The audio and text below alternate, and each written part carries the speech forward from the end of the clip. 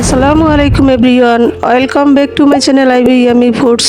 পবিত্র মাহে রমজানের সবাইকে ফুলেল শুভেচ্ছা। আজকে রমজানের একটা গুরুত্বপূর্ণ রেসিপি নিয়ে হাজির হয়েছি, আশা করি সবার ভালো লাগবে। চলুন রেসিপিতে চলে যাই।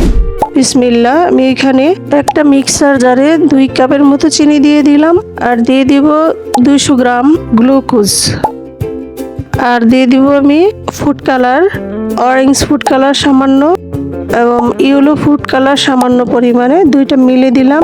আর দিব এখন ফ্লেভার, এটা এসেন্স, ফ্লেভারটা দিলাম ক্যাপ দিয়ে 2 ক্যাপ।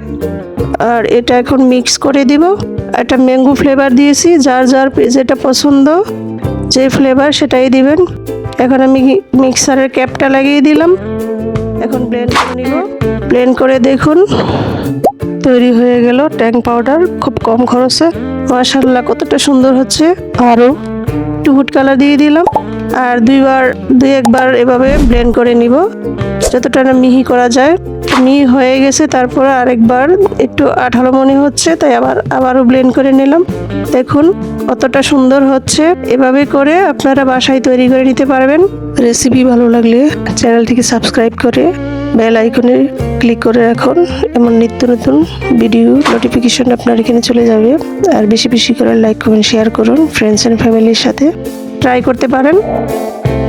দেখুন আমার কতগুলি হয়েছে। এখানে 2 কাপ চিনি আর 200 গ্রাম গ্লুকোজ দিয়ে প্রায় 600 থেকে 700 টাকার মতো আপনার খরচ বেঁচে যাবে। আপনারা চাইলে এটা ট্রাই করতে পারেন। আর এই যে দেখুন আমি 2টা গ্লাসে 2 চামচ করে ট্যাং পাউডার দিয়েছি, কতটা সুন্দর কালার হচ্ছে। এখন শুধু বরফ কুচি দিয়ে আর চিনি মিশিয়ে আপনার তৈরি হয়ে গেল ট্যাং। কে কোথায় থেকে ভিডিওটি দেখছেন কমেন্টস করুন।